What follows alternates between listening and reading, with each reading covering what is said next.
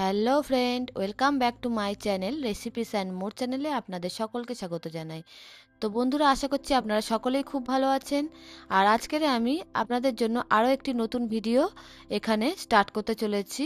তো থাম্বনেল দেখে নিশ্চয়ই বুঝে গেছেন যে আজকের আমি ম্যাঙ্গো ফ্রুটি বানিয়ে নিতে চলেছি একদম ঘরেই। তো আমরা সকলেই দোকান থেকে আমাদের বাচ্চাদেরকে বা আমরা সকলেই ম্যাঙ্গো ফ্রুটি কিনে খাই, তো সেটা কিন্তু খুব একটা হাইজেনিক হয় না। আমরা যদি ঘরে সেটা বানিয়ে নিতে পারি তো সকলের জন্যই খুবই হেলদি হয়।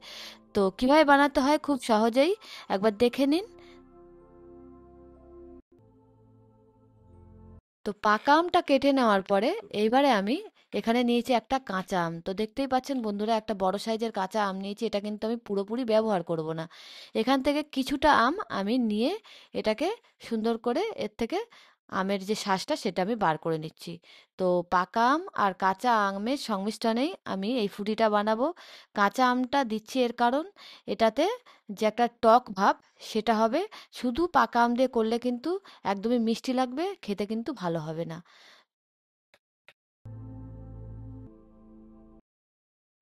তো বন্ধুরা, দেখছেন কাঁচা আর পাকা আমটা আমার সুন্দরভাবে কাটা হয়ে গেছে। এবার কাঁচা আর পাকা আমটাকে আমি সেদ্ধ করে নেব। তার জন্য গ্যাসের উপরে একটা ফ্রাই প্যান বসিয়ে দিচ্ছি। আর কাঁচা আর পাকা আমের এই যে শাঁসটা সেটাকে আমি দিয়ে দিচ্ছি, আর তার মধ্যে দিয়ে দিচ্ছি পরিমাণ মতন চিনি। তো চিনিটা দিতে লাগবে একটু বেশি করেই। আর দিয়ে দিচ্ছি এখানে বেশ কিছুটা জল। এবার এই সব জিনিসগুলোকে একসাথে আমি 10 মিনিট মতন একটুখানি ভালো করে সেদ্ধ করে নেব। 10 মিনিট পরে বন্ধুরা ঢাকনাটাকে খুলে নিচ্ছি। তো এবার সেদ্ধ হয়ে গেছে। এই আমটাকে আমি খুব ভালো করে রুম টেম্পারেচার ঠান্ডা করে নেব। ঠান্ডা করে নেওয়ার পরে তারপরে এটাকে ম্যাশ করে নিতে হবে।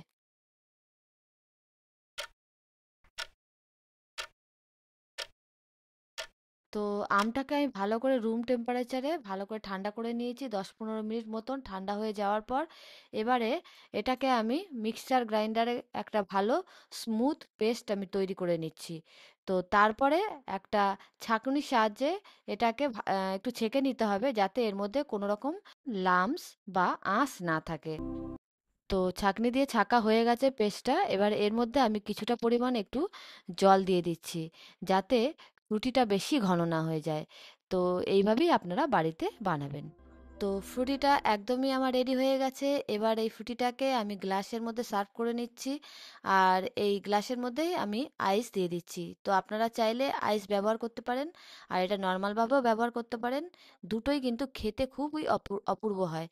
তো বন্ধুরা, যদি ভালো লেগে থাকে অবশ্যই আপনারা বাড়িতে ট্রাই করবেন, দেখবেন একদমই বুঝতেই পারবেন না। পেতে আমার চ্যানেলটিকে লাইক, শেয়ার এবং সাবস্ক্রাইব করে দেওয়ার অনুরোধ রইল। তো বন্ধুরা, চলি, দেখা হচ্ছে নেক্সট কোনো ভিডিওতে।